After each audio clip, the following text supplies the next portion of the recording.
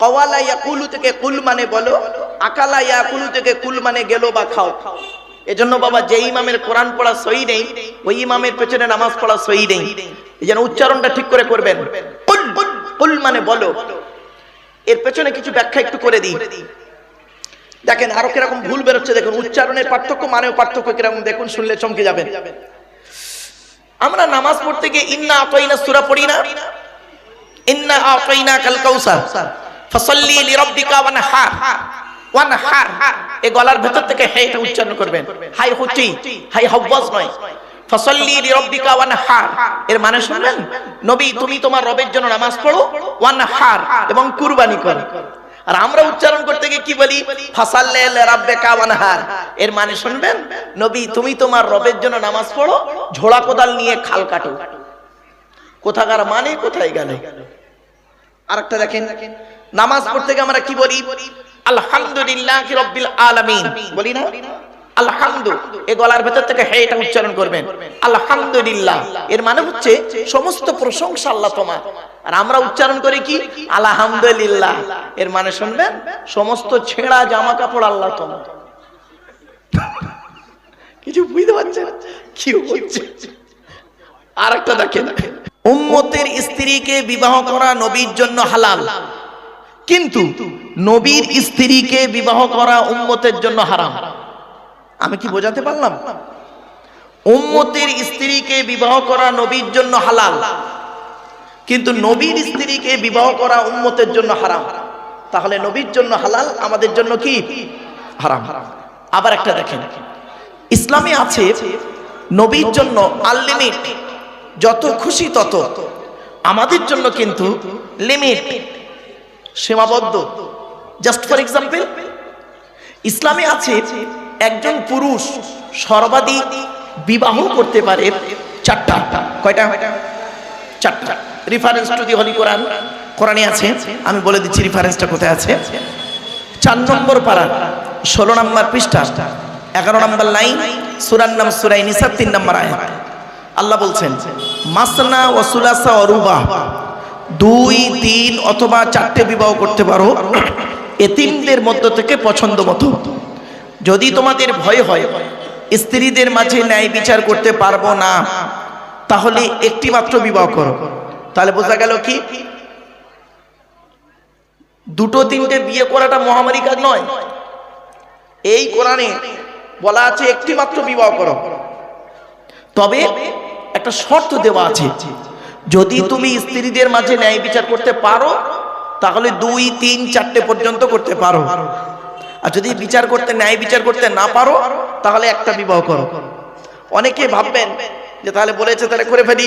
শুনে নিন, মুহাম্মদ সাল্লাল্লাহু আলাইহি ওয়াসাল্লাম বলেছেন কোন পুরুষ যদি 2টো বিবাহ করে আর 2 স্ত্রীর মাঝে যদি ন্যায় বিচার করতে না পারে, বড় বউটাকে নিয়ে দেখে না, ছোট বউটাকে খালি ইকো পার চিড়িয়াখানা ভিক্টোরিয়া ঘরে, আর বড় স্ত্রীকে দেখে না, গুরুত্ব দেয় না। শুনে নিন, ইসলাম বলছে, নবী বলেছেন, ওই ব্যক্তি মারা যাবার পর কিয়ামতের মাঠে ওকে পঙ্গু করে তুলবে। আমার ভাষাটা বুঝতে পারছেন আপনারা? পঙ্গু করে তুলবে, এজন্য মাথায় রাখবেন। তো একজন পুরুষ ইসলামে আছে সর্বাধিক বিবাহ করতে পারে 4টা। ক্লিয়ার? কিন্তু মুহাম্মদ সাল্লাল্লাহু আলাইহি ওয়াসাল্লাম কি করলেন? 4-এর অধিক বিবাহ করলেন। ঠিক না? ঠিক। চলুন কোরআনের রেফারেন্সটা দিয়ে দিচ্ছি। পবিত্র কোরআন 22 নম্বর পারা 3 নম্বর পৃষ্ঠা 9 নম্বর লাইন, সূরার নাম সূরা আহজাব আল কোরআন। সেখানে বলা হয়েছে ইন ওয়াহাবাত নাফসাহা লিন-নবিয়্যি ইন আরাদান নাবিয়্যু আন ইয়াস্তানকিহাহা খালিসাতাল লাকা মিন দুনিল মুমিনিন।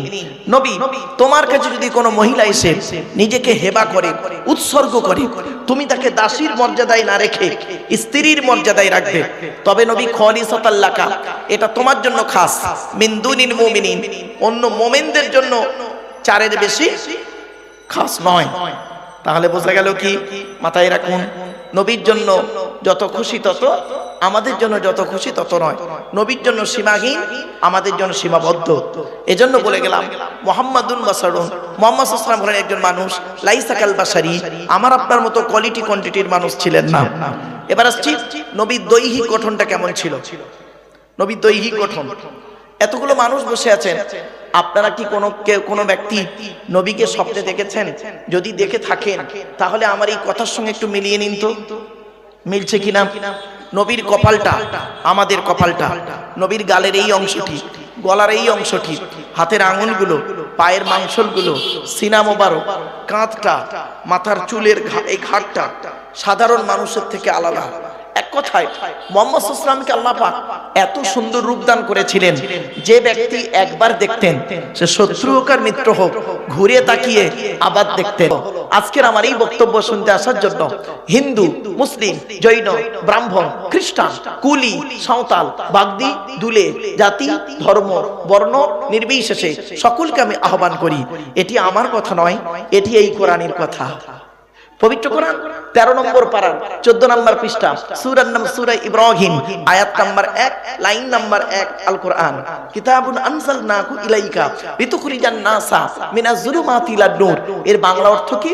আল্লাহ বলছেন, নবী, ইহা এমন এক কিতাব তোমার উপরে অবতীর্ণ করেছে, ওই কোরআনের দ্বারাই যে সমস্ত মানুষরা অন্ধকারের মধ্যে পড়ে আছে ওদেরকে টেনে টেনে বের করে আলোর দিকে নিয়ে এসো।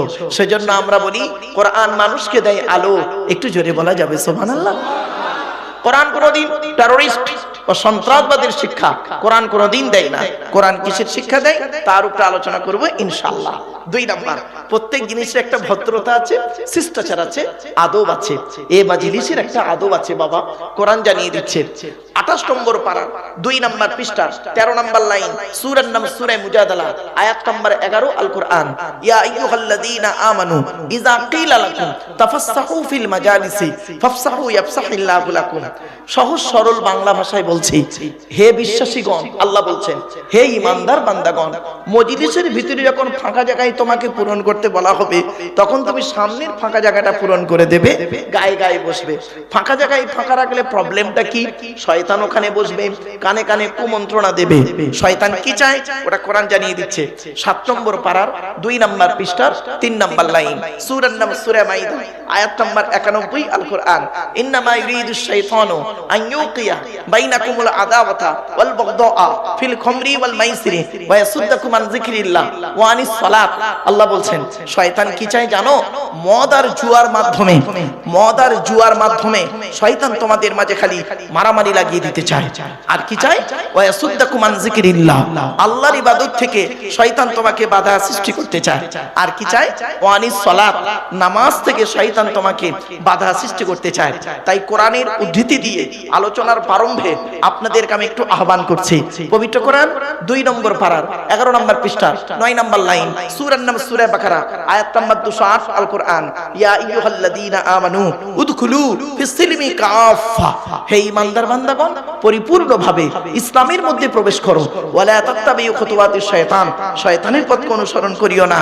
ইন্নাহু লাকুম আদুউম মুবিন, শয়তান হলো তোমাদের প্রকাশ্য দুশমন। So I request for you, সোনো মাইন এক্সকিউজ মি, আলোচনার প্রারম্ভে আপনাদেরকে একটু আহ্বান করলাম। এবারে আসছি আলোচনার মূল বিষয়বস্তুতে ঢুকছি। আজকের কিসের উপরে আলোচনা রাখবো আপনাদের কাছে? আজকে আমি আপনাদের কাছে আলোচনা রাখবো মাত্র 3টি বিষয়ের উপরে। কয়টি? 3টি বিষয়ের উপরে আলোচনা রাখবো ইনশাআল্লাহ। কি কি? 1 নাম্বার, যার দেওয়া পৃথিবীতে বাস করি, যার দেওয়া সূর্যের কিরণ গায়ে লাগাই, যার দেওয়া চাঁদের প্রতিফলিত রশ্মি রাতে ব্যবহার করি, যার দেওয়া আকাশের পানি পান করি, যার দেওয়া জমিনে ঘর বেঁধে থাকি, চাষ করে খাই, যার দেওয়া অক্সিজেন ফিরি নিই, কার্বন ডাই অক্সাইড ছেড়ে দিই, এ সমস্ত অবদান কার? জোরে বলুন।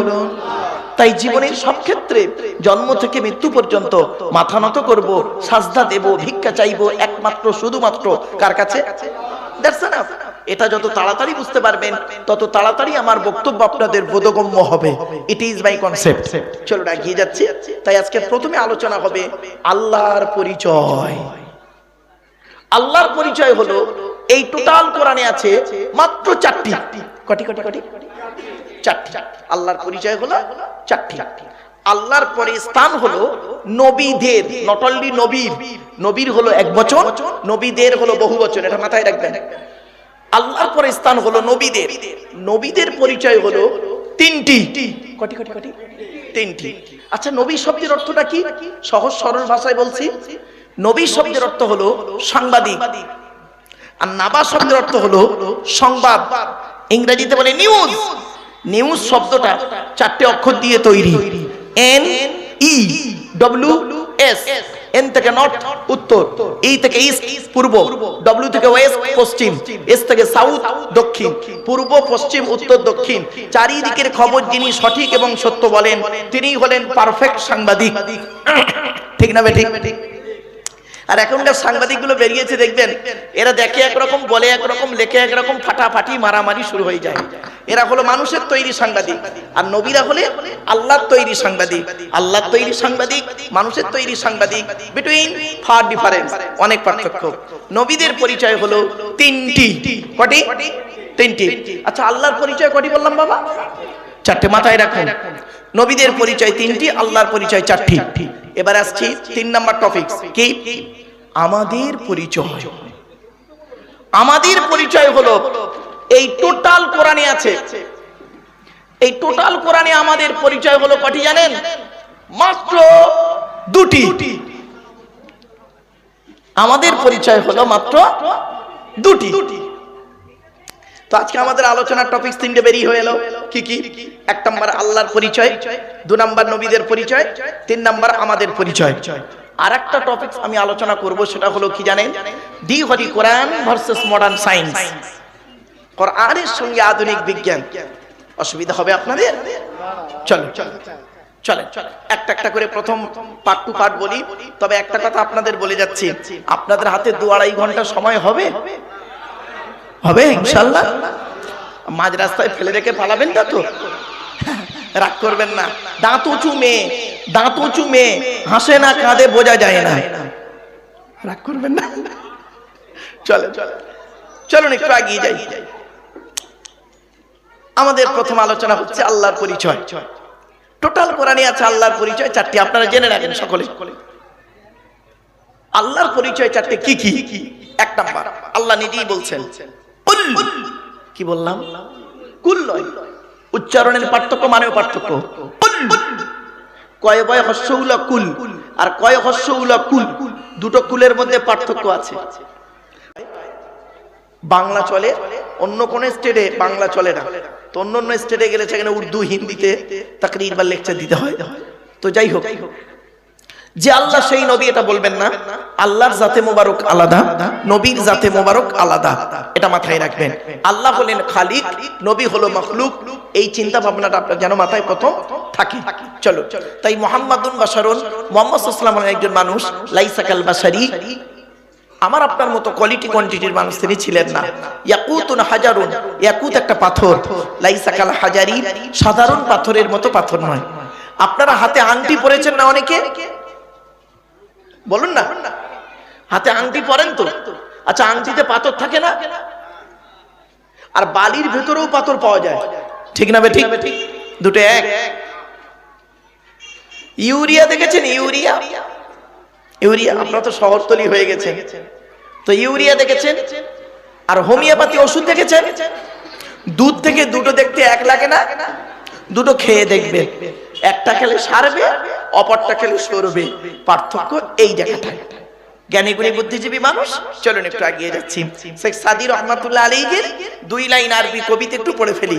বালাগাল উলা বিকামালিহি কাশাফাত দুজা বিজামালিহি হাসনাত জামিউ খিসালিহি সাল্লু আলাইহি ওয়া আলিহি আল্লাহুম্মা আমিন। ربنا ظلمنا أنفسنا وإن لم تغفر لنا وترحمنا لنكونن من الخاسرين ربي زدني علما ربي ارحمهما كما ربياني صغيرا رب العالمين। সন্ধ্যা থেকে নিয়ে এখন পর্যন্ত 2 দিন ব্যাপী মাহফিলে অনেক আলোচনা হয়েছে। মাবুদ, আমি অদম গুনাহগার, তেমন তো কিছুই জানি না, আমার নিজস্ব বলার কোনো ক্ষমতাই নেই। সুবহানাকা লা ইলমা লানা ইল্লা মা আল্লামতানা ইন্নাকা আনতাল আলিমুল হাকিম। রব্বুল আলামিন, যা কিছু বলাবেন, শোনাবেন, পড়াবেন, আল্লাহ আমাদের আমল করার তৌফিক দান করুন।